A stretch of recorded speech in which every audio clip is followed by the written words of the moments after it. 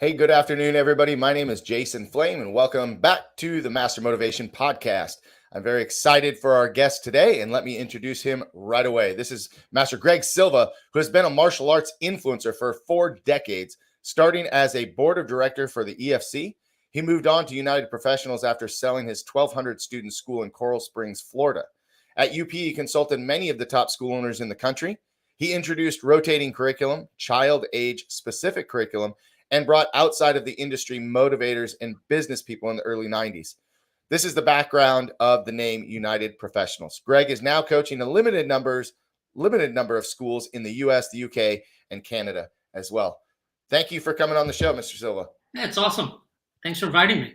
This is going to be a great show, not only for martial artists, school owners, martial arts students. This is streaming in several locations, but we're going to talk a little bit about business. We're going to talk a little bit about some books that you have coming up.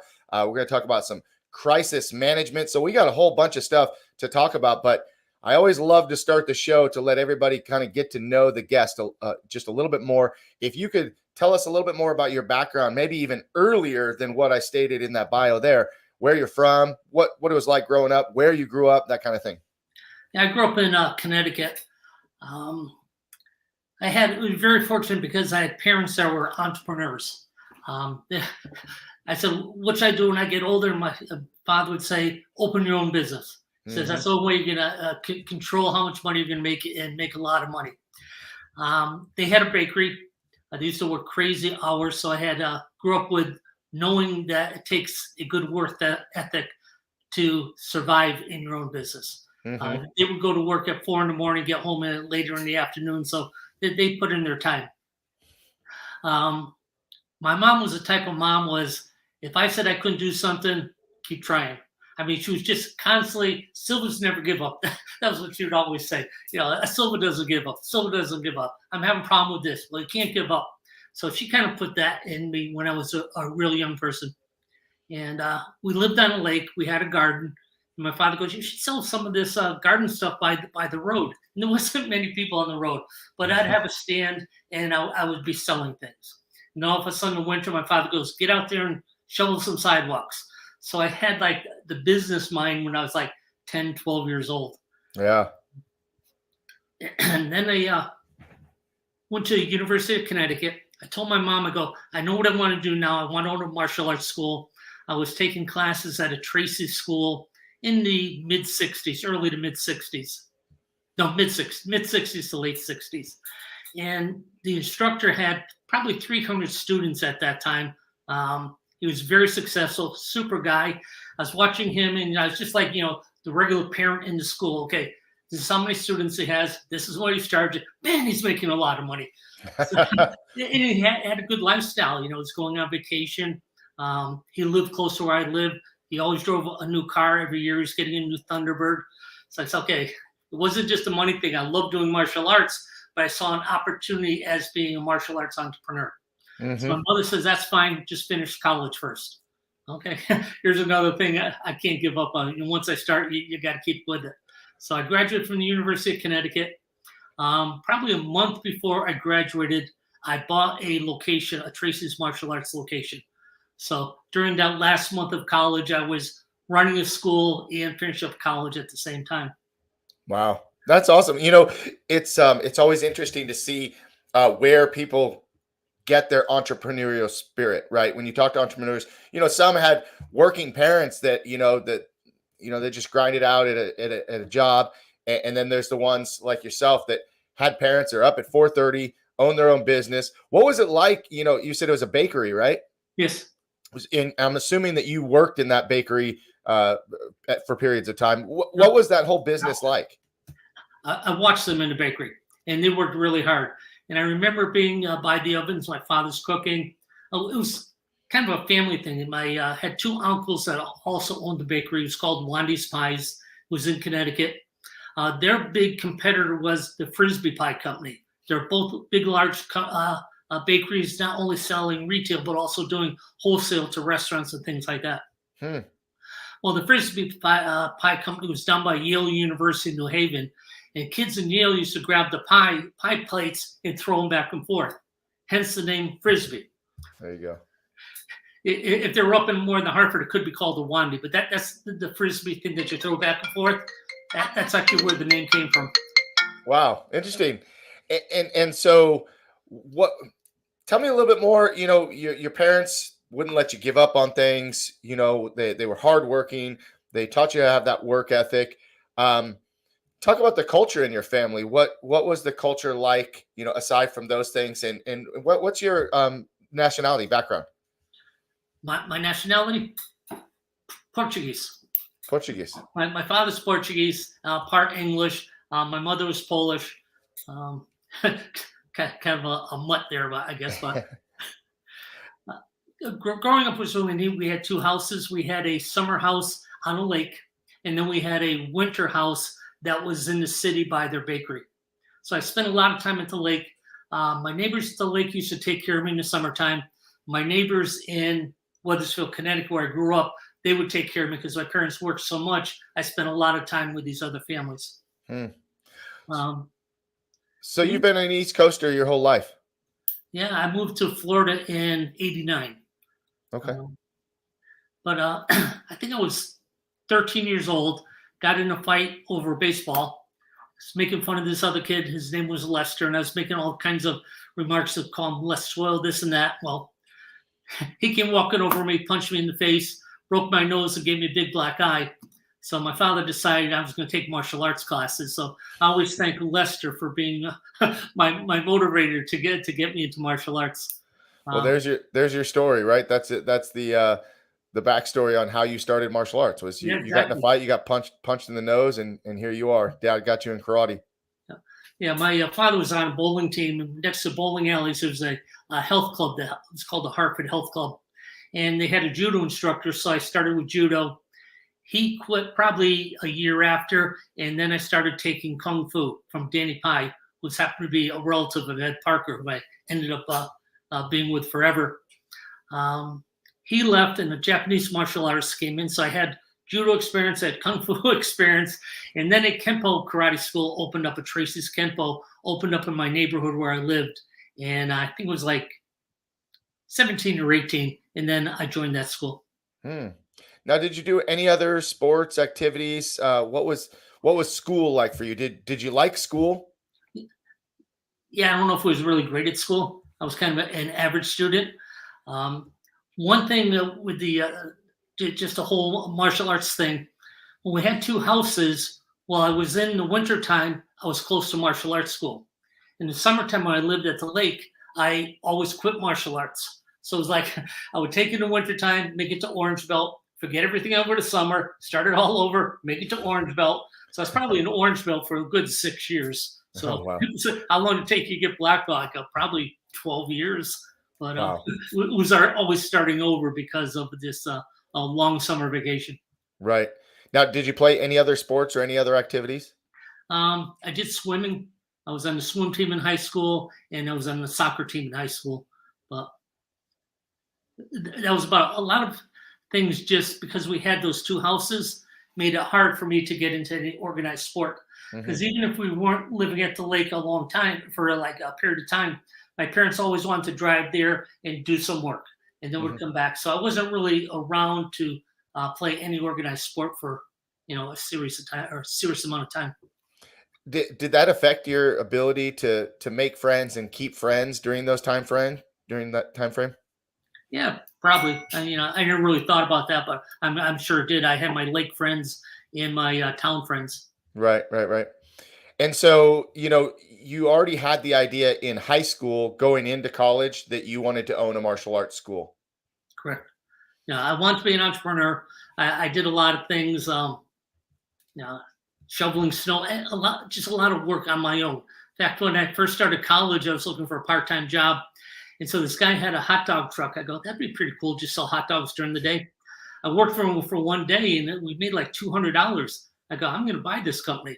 So I asked if he wanted to sell his hot dog truck, bought his hot dog truck, and so I was an entrepreneur all the way through, high school and part of college. When I was in college, I just hired someone to run the hot dog truck. Nice. I had that entrepreneurial spirit. Definitely, definitely. So tell me about, earning your black belt and training. You went back and forth and it took you a little while, but what was your training back in those days? Because this we're talking late 60s, early 70s. This is kind of I think it's a pretty neat story.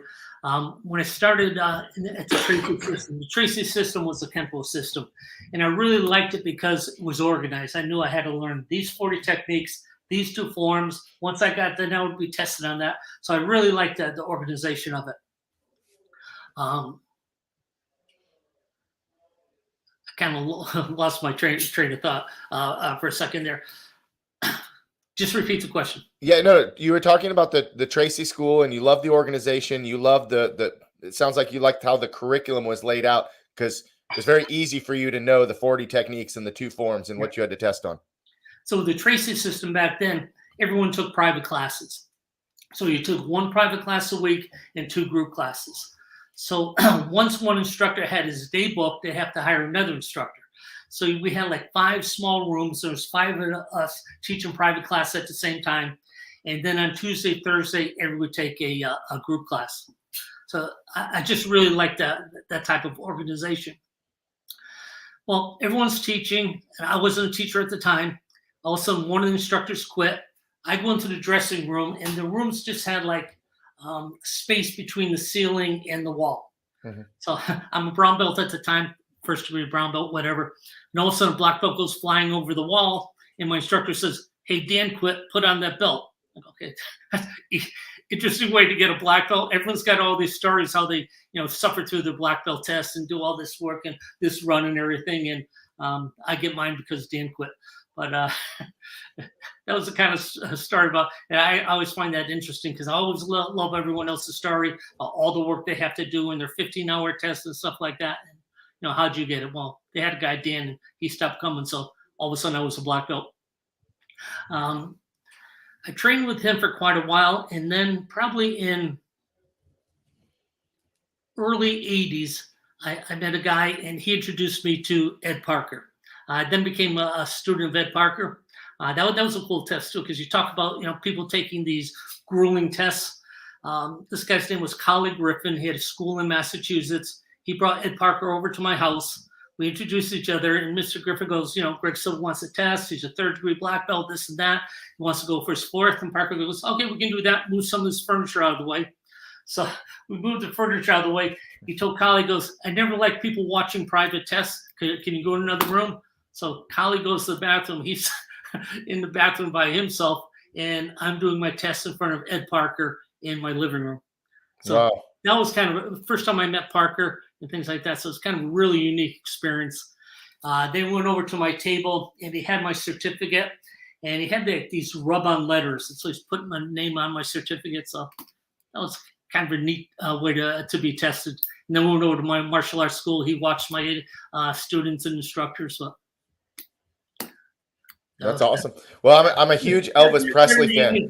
It doesn't compare to people who take this grueling, long tests and stuff like that. But everybody has their story, right? Well, I was saying I'm a huge Elvis Presley fan. So when you start bringing up Ed Parker, that connection there. Did you ever meet Elvis Presley? You ever train with him? No, I didn't. But after he died, Parker used to come up into New England after going to Graceland for the kind of the yearly ceremony for Elvis Presley. And he'd bring all kinds of stuff that Presley gave him. Since they had the same initials, they had glasses that had the EP on it and the jewelry and all stuff like that. It was pretty neat. Well, tell me more. I had a really cool relationship with Ed Parker. Yeah, well, tell me more about that, because I'd love to hear more. And what is the connection between the Tracy system and Ed Parker? Tracy's were students of Ed Parker. Then they kind of split up. Tracy's did their version. Parker's version was slightly different after they broke up with the Tracy brothers. Ed Parker was out hunting with a friend of his, and they're out hunting to shoot a deer.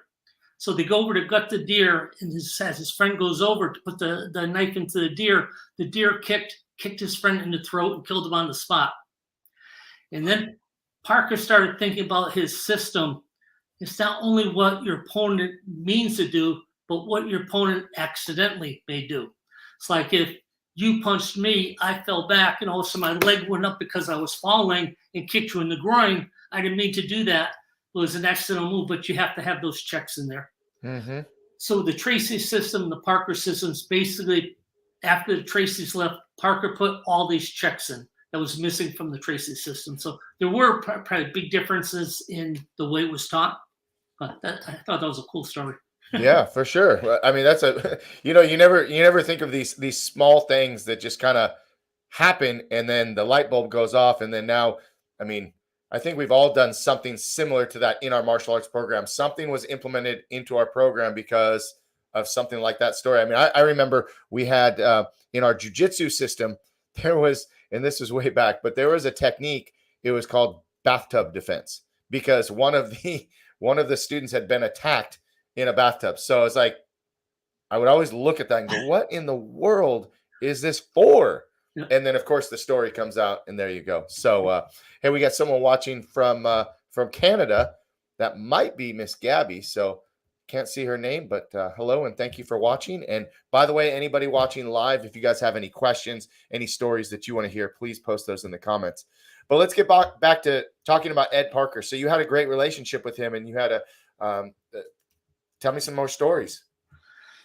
He would come up, and it's in the New England area. There's quite a few schools. Don Rodriguez, who puts on that tournament in Rhode Island, he was a member of the association. Doreen and Tony Cogliandro up in the Boston area, they're part of the association. So there's a lot of schools from Connecticut up through New Hampshire. When Parker used to come, I would pick him up, and I would drive him to each school. And so he'd be there for a week and probably do 7 or 8 seminars. I would do every single seminar because I didn't want to just watch. So I figured I would do it. So that was the relationship. And we became pretty good friends. I think I was probably the only person that if he was doing a series of seminars, he would actually stay at my house. He liked having his own hotel. But with my 2 kids, he got along with my kids real fine. So that was kind of a neat thing. His seminars are always the same.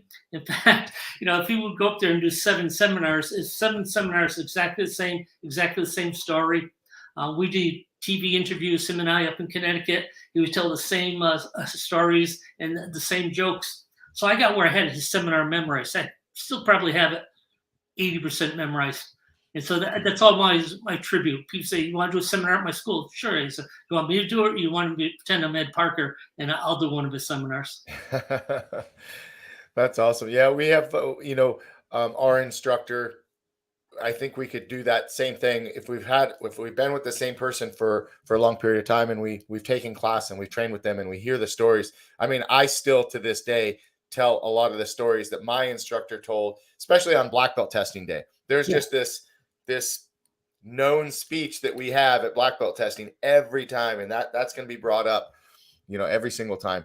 So tell me more about the Kempo style, Kempo system. I mean, obviously I'm familiar, but I'd love to hear from your words and how you would describe your system and your style.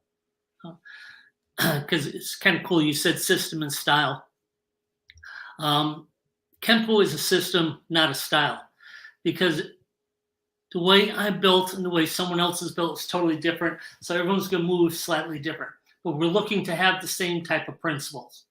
For instance, point of origin is a principle. Wherever your hand is, it's going to go right from it is to the attack, where it is to the attack.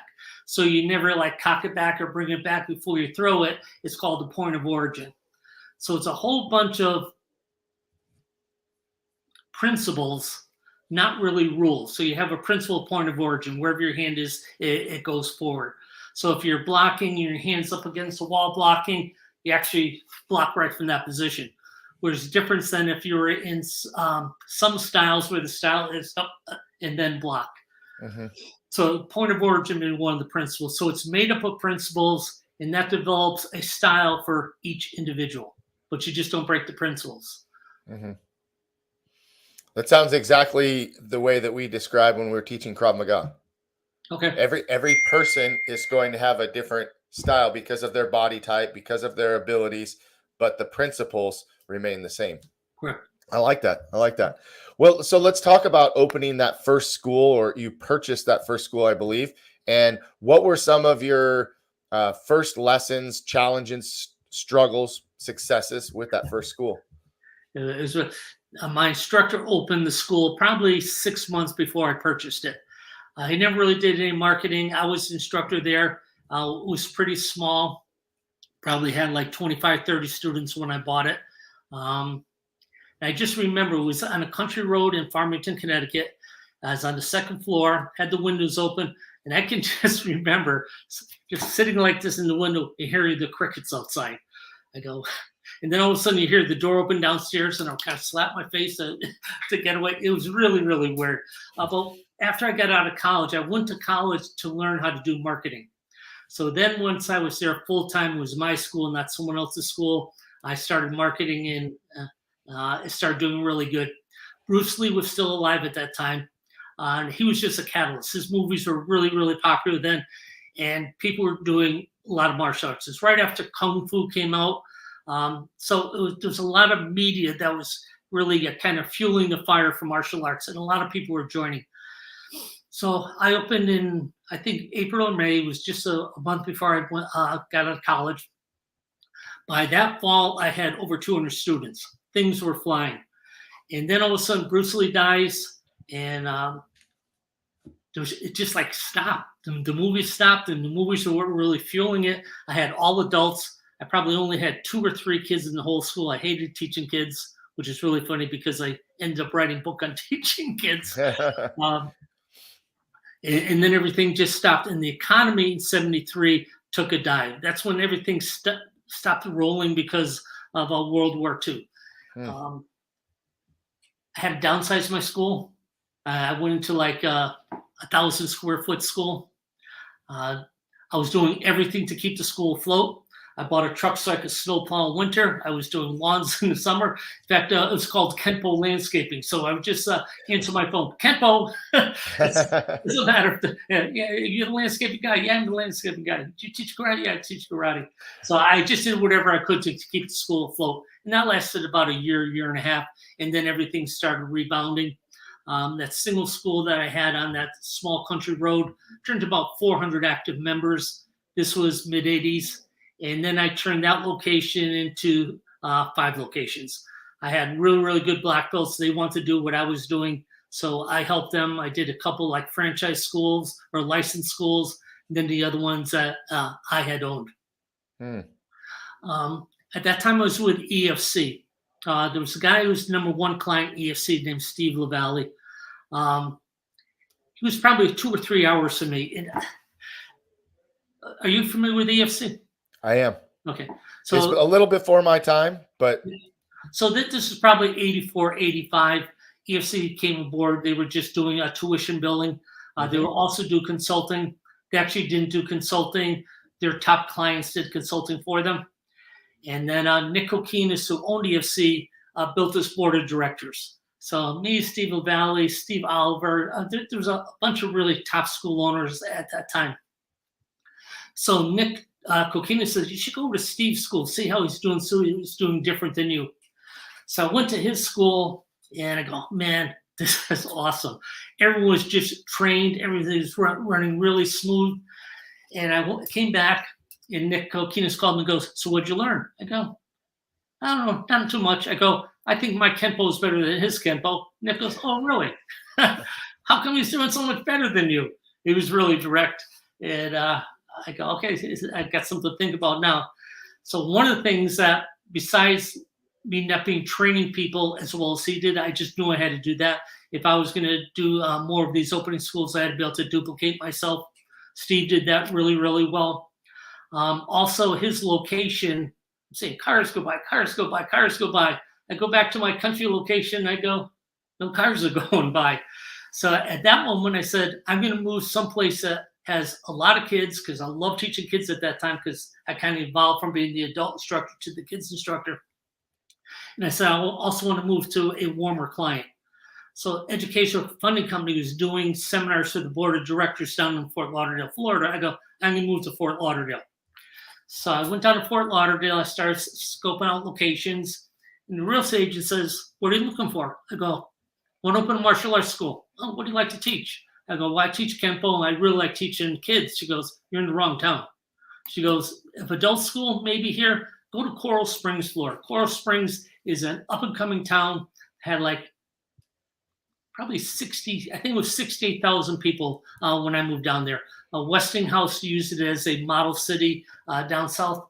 So I went to Coral Springs and I go, this is awesome. I'm going down the street, there's cars going all over the place. I said, I'm going to open a school here. So I went back home, talked to my wife, talked to my parents, said, I'm going to move to Florida and open a martial arts school.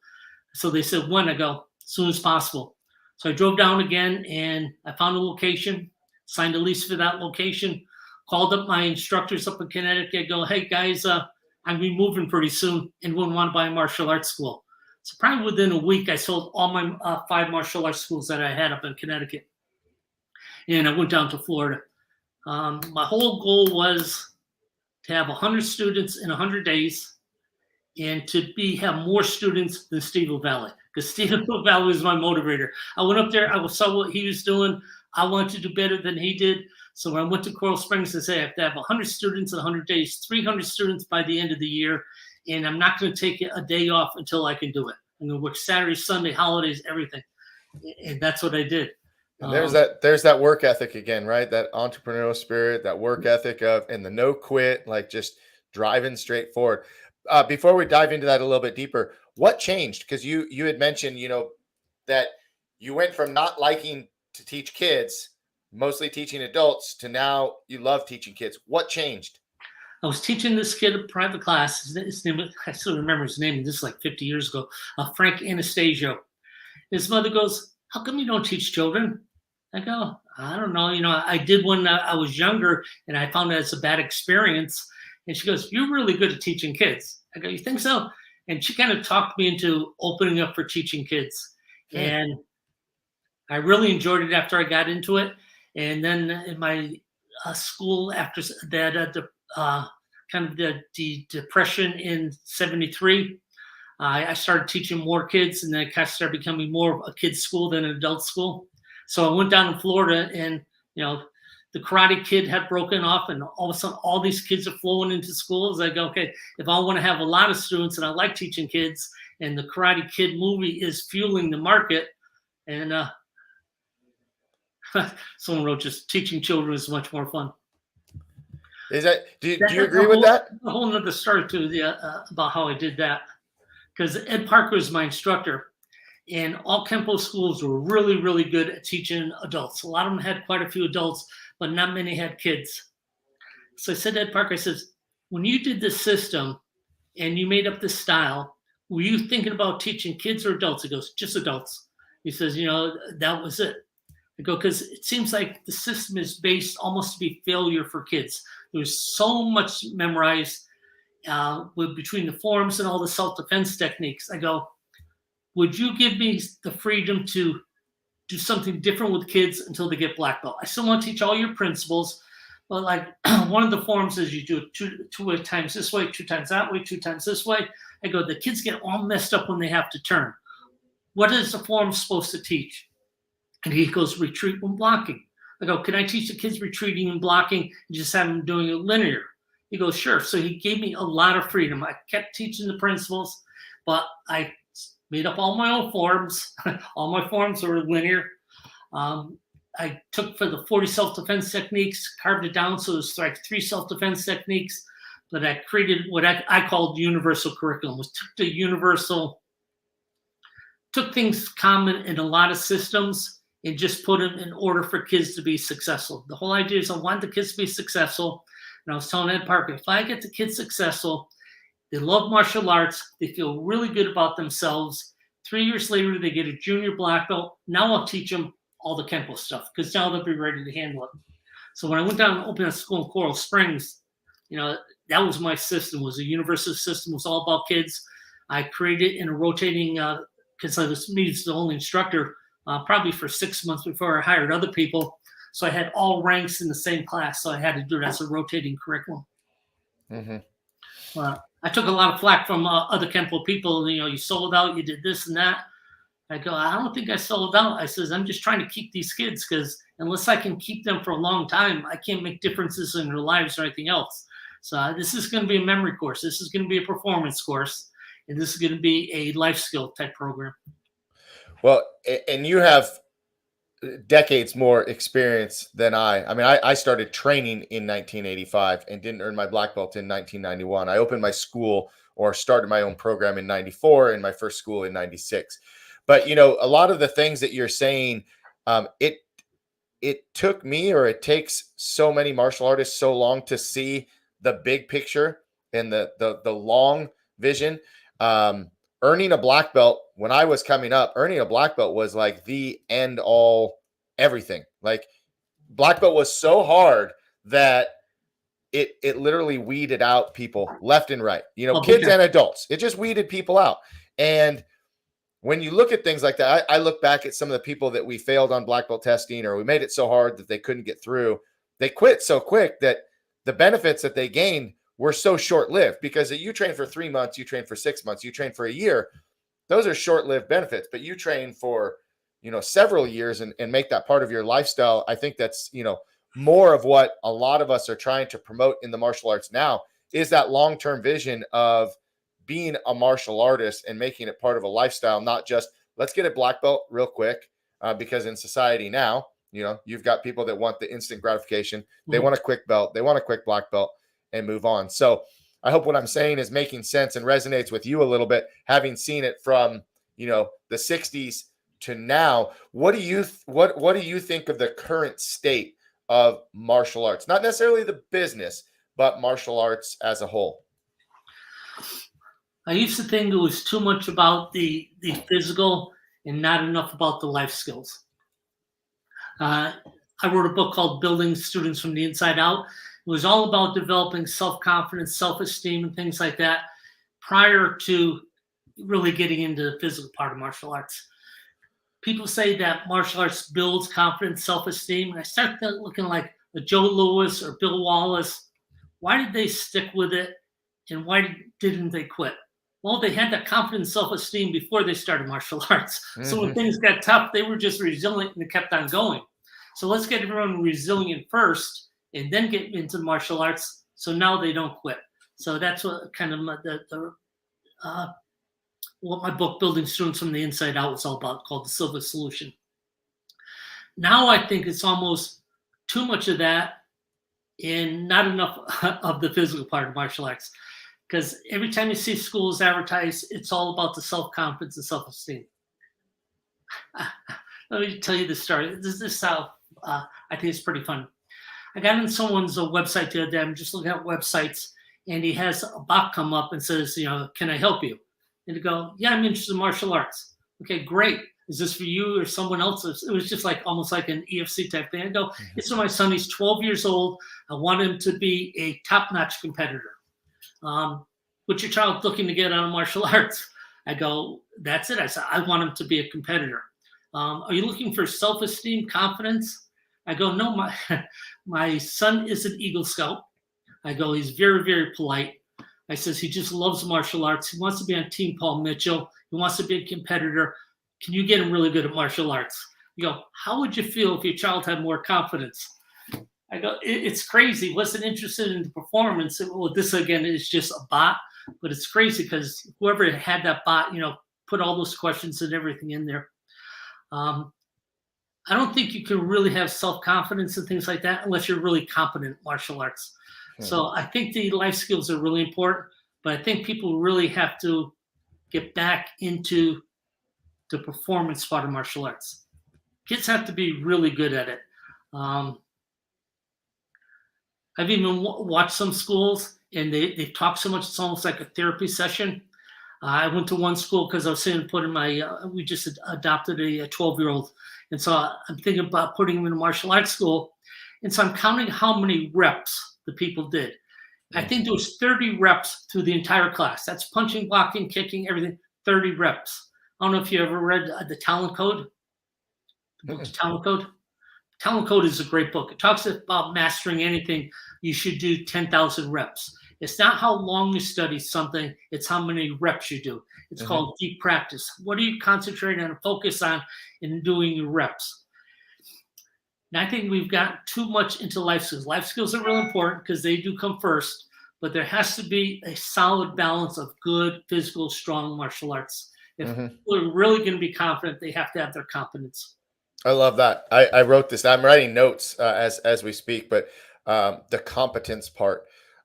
You know, there's one thing that martial arts does, I believe, that no other sport and activity focuses on, and that's self-defense. You know, the physical part of actually being able to defend yourself or use what you've learned, right? Right.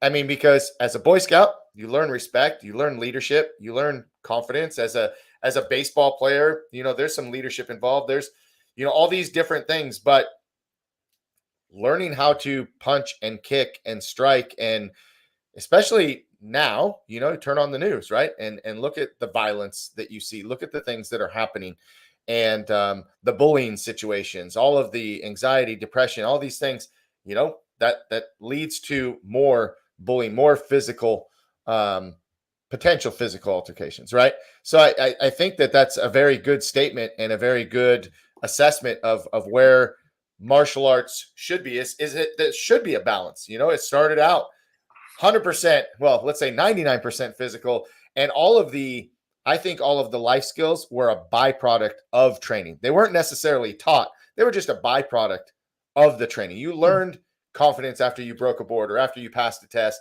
but it wasn't really talked about. And then now you do see a lot of instructors talking more than they're actually doing. And I couldn't agree more with the number of times with reps. You know, I mean, how do you get good at baseball? You take batting practice. You play catch, Right. hundreds, thousands of times throwing the ball. And then when you play the game, right? I always say that you have to practice and prepare in order to perform. And so we're right there on the same page. Yeah. Roland Osborne and I have been friends for a long time. He was a client of mine when I had United Professionals. In fact, he was one of my board of directors. Him and I did an instructor college down here in Florida last year. And the whole thing was same thing about reps. He just had everyone do a hammer fist. And then they had to do a hammer fist and be aggressive. So they're moving forward. And then he started talking about Chuck Liddell, how much power he has going in reverse. So they had to do the hammer fist going back. And then they had to do the hammer fist lateral and the hammer fist lateral the other way. And he probably did 100, 200 hammer fists by the time they were done. But that's good, solid reps. Mm-hmm. And I do instructor college. I give everyone a counter. And I have them count how many reps they do. And that's okay. Now let's get it up even a little more. Think of how you can do more disguised repetition. And it's okay. We did 50 reps. I did 60 reps. Hey, give them a hand. But the whole idea is not only just reps, because reps is like meaningless. I mentioned before deep practice. When Jaden, my son, he plays basketball, he'll go out there and shoot baskets. I go, you have to hit 10 in a row. If you miss one, you have to start back up at 0. You got to get 10 in a row. He goes, well, I'll just throw a lot of them. I go, no, the whole idea is to have deep practice. You have to be focused on making the basket, not just throwing the basketball. And the same thing when you're doing your martial arts reps. There has to be some mental content in there for it really to get in your brain. But if people are watching this, I really highly recommend the Talent Code. I've got this one called the Little Book of Talent. It's got 52 strategies for teaching. And I just picked out, I said, okay, do one a week. Learn one new strategy a week on teaching. And one is just reps. I love it. Well, I wrote both of those down, so I'll be adding those to my reading list for sure. Kobe Bryant, if I remember hearing correctly, he would shoot hundreds of free throws before every game, just as his warm up and just for practice and preparation for the game. So, when you look at what level do you want to be at, because some students are joining martial arts for a pastime, for something in between sports, right? So they just kind of want to dabble in it, and then it's up to us to show them, hey, this is where you could be. You talked about having someone want to be a competitor. Not everybody wants to be a competitor, but at least if they have the opportunity and they see that that's an option, right? Now we can really show them the different levels of the training. Have you ever gone to a Orange Theory? Yes. I have a friend who owns one. Really, I Yeah. really like Orange Theory because everything's scaled. Uh-huh. And so when you're going to do something like the second half hour is usually has to do with free weights or dumbbells or something like that. They give you a time, and they'll give you 1 minute to do push-ups. How many did you do? I did 10. Well, if you're a beginner, 10 is good. How many did you do? I did 35. Oh, you've been here for quite a while, but everyone gets a good workout. Right. So your martial arts class should be scaled too. I always like time drills over just number of reps. Because if I'm on fire and I'm really strong and I want to train really hard, I'm going to get a ton of reps. If I'm just a beginner and I get too tired and I need to take a break, well, I'll take a break. Mm-hmm. So I think that reps and having that deep study and being scalable, I think those are really important things to have in a martial arts class. Definitely. I love the idea of timed workouts. It's when Cage Fitness came out and it was like the big craze, like that was probably the first time that I really heard about or talked about specific timed drills. And I think ever since, we've incorporated that into our daily classes for everybody because in a timed workout, the beginner is going to be working as hard as they can and get as many reps as they can in their time. But the advanced student has the same amount of time, but is probably moving at a much faster pace, doing more reps, but still it's like they're getting the same workout, an equal workout, but at their own level. That's what I love that about time drills. So tell me about so we talked about the current state of martial arts. Talk about the current state of martial arts business. How has it changed since the 60s? What are things that, you could go on about this for a bit, right? But what is it missing or what is better than in the past? I think I've been doing martial arts consulting for a long time, and I've never seen schools make as much money as they're making now. Of course, when I had my school, where people were paying $45 per month for classes, so it was totally different. A lot of students, but it was good income, but it's not income like it was now. I think people put too much pressure on smaller school owners. You're not successful because you're not grossing this much. Your student value is not that.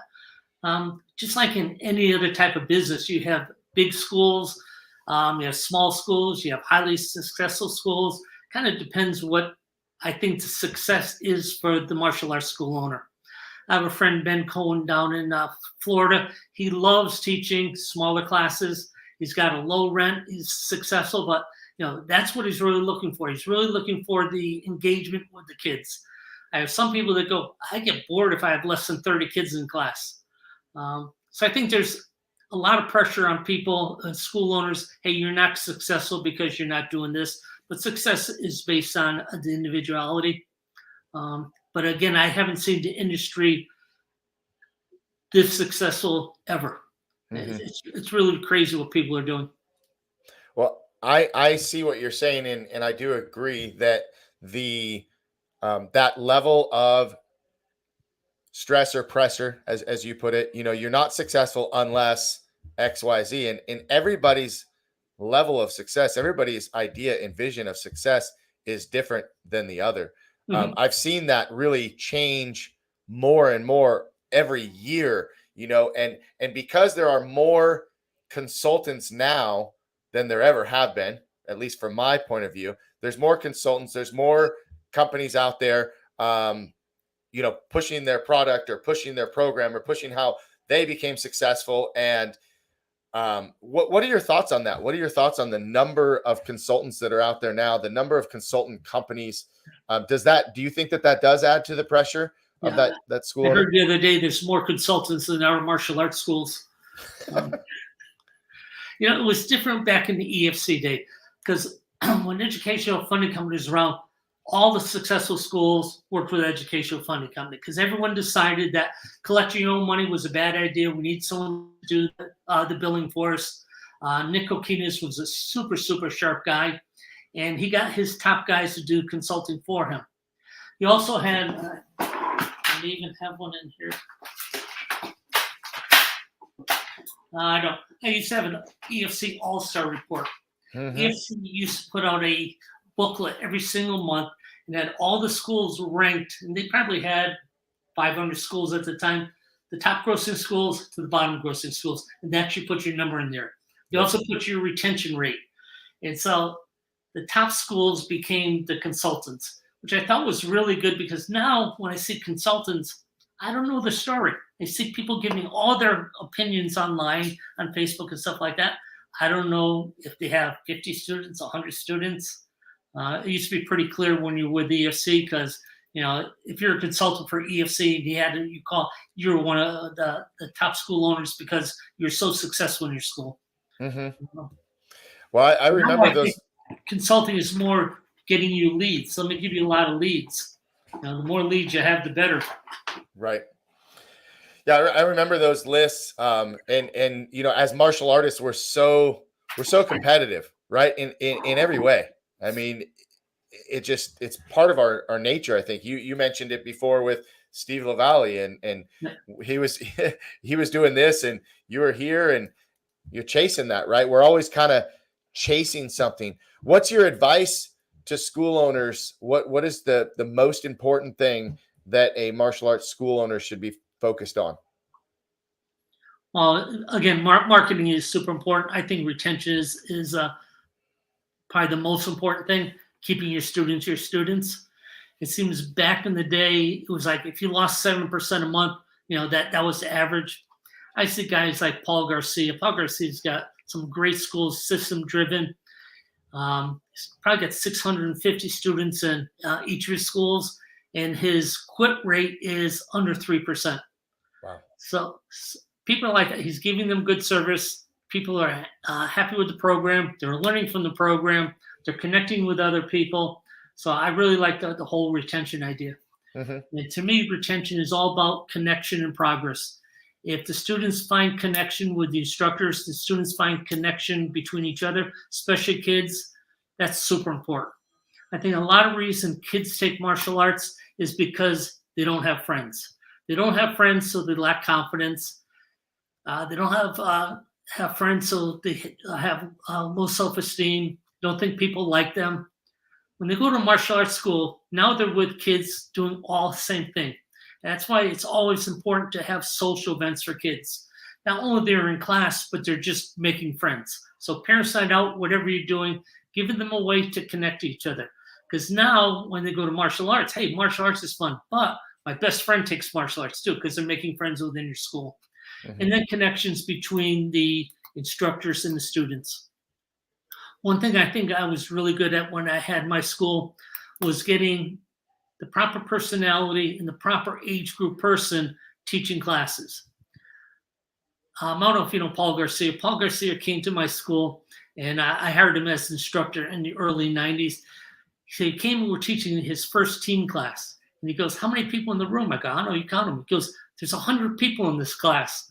I go, yeah, it's really nice.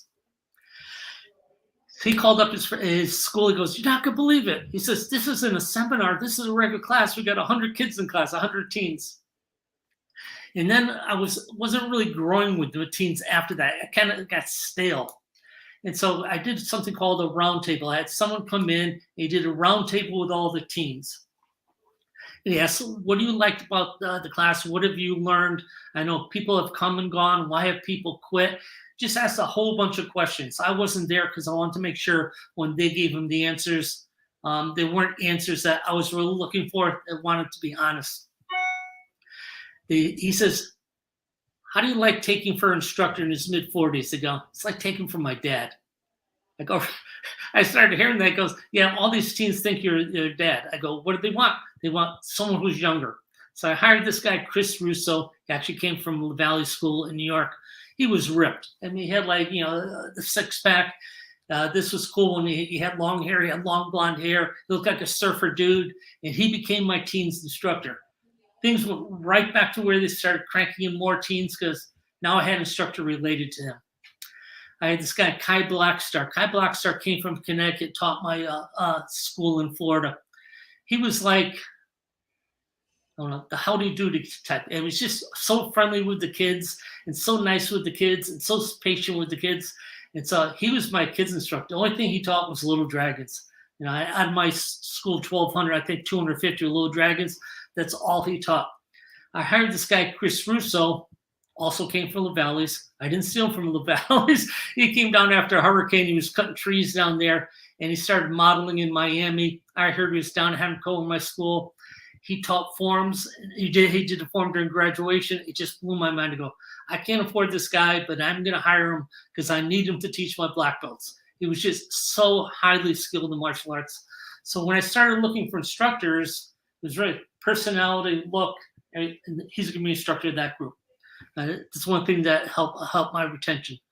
So I got kind of transgressed off that, but I think it's really important to have connection between instructors and students to students. And next thing is progress. People have to see progress. If they see progress, they're happy about their training. They want to train more. So seeing progress and having strike testing, belt testing, good job notes, things that recognize that progress is super important. People making progress, they're happy. Yeah, well, that's really good advice for the school owner that might be watching. Now, what if we're talking to martial arts students? What's your best advice to them? Best advice for martial arts students as far as what they should be learning, Yeah, I mean, if a martial arts student is watching this and they're like, I kind of like martial arts, but I like baseball too, or I'm having fun in martial arts, but I want to learn more. I mean, what do you say to motivate a martial arts student? I think motivation through like when you said, a lot of people think of black belt as the end of the line. And I think when we say, it's a black belt school, your goal is black belt, a lot of people kind of think that that's the ultimate thing to get once you get the black belt when they're done. Herb Perez and I were talking one time, and I think he's just got a great idea for keeping his black belts long term. After they get long term, they kind of choose the road they're going at. Okay, now that I've got my black belt, what do I want to do? I want to be a competitor. Okay, we have a road to get you to be a top-notch competitor. I want to be a teacher. We definitely have a road for you to become a teacher. Well, I want to keep training, but I kind of like to be an ambassador. Maybe be part of the demo team or something like that, or work to school, but not really in teaching. Well, we have a road for that too. So I think having different choices after they get black belt, or even as they're becoming a black belt, keeps people long-term, because now there's another goal beyond getting just the physical belt or becoming a black belt. There's something to go to after black belt. It's kind of like going to college, right? When you go to college, you can major in this or you can major in that. And when you get that degree, you can always go for another degree. Right. I love it. Well, we're getting a little bit close on time, and I want to be respectful of your time, but we had a couple more topics to talk about. Talk about your book, Keep It Systems Simple. Yeah, everyone's talking about systems, and some systems are really complicated. I remember when I had my school in Florida, someone says, how do you track when kids are ready for a belt? I go, they get a stripe. Well, how do you know when they're going to get a belt? Well, if I look down and they have 3 stripes, they're coming to graduation, they got their belt. Well, that's kind of a simple way of doing it. It's about as simple as I can think. Well, what about kids who put a stripe on themselves? It'll never happen, because every kid in my school knows how many stripes every other. So it was just a very, very simple way. I didn't have to have a computer. I didn't have to write things down. I look at someone's belt. And so I really like to have systems that are simple, because they're more likely to follow through with them. So my new book is called Keep It Simple, Keep It Systems Simple. I've got like 12 chapters done. Hopefully I'm going to have it done by the end of July. Amazing. Well, I would love the opportunity to read it. So please let me know how I can find it. And I can also let the viewers know how they can find it and read it as well. Just this past weekend, I was talking to you a little about this. I was with a person on vacation, kind of I guess it would be my nephew, but he works for a company on crisis management. And I go, what is that? He goes, well, anything that could affect the finances of a company has to have a crisis management. They have to know what they would do in that situation. I started thinking about martial arts schools, and I don't know how many people think that deep. Like when the pandemic came, everyone kind of went over to doing Zoom classes and everything. It was nothing that we had planned ahead of time. No one, I don't think, ever thought, if we have a pandemic, how are we going to survive in our schools? So part of my new book is just going to be about crisis management. What would you do in case a instructor was inappropriate with a student? Well, let's have a recovery system. What would we do if, because this almost happened to me. When I had my school in Coral Springs, there was a dentist next door. Some older person thought he was in reverse and he was in forward and went right through the guy's window. Well, what would happen if he came through my window? And I started thinking about all the martial arts schools that are in shopping centers. What would you do if someone drove through your window and all of a sudden that happened? Now, how would you cover? What would you do if all of a sudden people went on and started giving you all kinds of bad press? So the whole idea is crisis management. And it's going to be like the last part of my book. All right. Well, I look forward to reading that and hearing more about it. And I appreciate your time today. I'm just wondering if anybody in the audience who's watching live, if you guys have any questions, comments, anything that you want to add before we wrap up, please comment and please share the video as well. But Mr. Silva, thank you for just taking the time to be with me today. I learned a lot every time I get on with someone with your experience and with your talents. I learn a lot. I actually took a lot of notes today. Now it's time to put them into action. It also feels good too to know that a lot of the things that you were talking about are things that we're already doing in our school. So that's kind of a good, strong feeling of reinforcement for me and renewed confidence. Having been a martial arts school owner since '96 and a consultant for Maya at one time, I think that we can always continue to learn. What are things that you are continuing to learn and continuing to want to learn? Well, my passion now is writing kids' books. So that's my new thing. I want to be able to teach the life skill lessons through kids' books. I think it'd be good for kids, especially when they join a martial arts school, if they had a small book and now they go home with the parents, they're a little dragon, and they're reading a story about this kid. I didn't even use kids in my book. I have dinosaurs. I have dinosaurs taking martial arts because kids love dinosaurs. But they're learning about having a yes, I can attitude. Right. So that's kind of a new passion. I think it can really help retention with schools by giving the tools like that. I'm writing a series now where this kid Jet is going to different countries. I got the whole idea from Roland Osborne. Roland Osborne used to be on a TV show called Go Warrior. It was on the History Channel.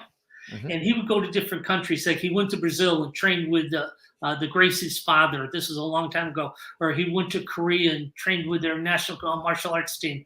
So this kid Jet's going to different countries and learning things from different martial artists and learning about the culture of that country. So that's super fun. That sounds really cool. That's a new project. I love it. Well, thanks again for your time today. Thanks for sharing with me, spending this last hour with me. I want to thank everybody for watching it live. And please make sure to go to YouTube and subscribe to the Master Motivation Podcast. Share this video and any other video. And I look forward to coming back again in the coming weeks with some more amazing guests. So, Mr. Silva, thank you so much. Hang out for just a minute and I'll be right back. But for everybody else, thank you guys and have a great weekend. Yeah, thank you.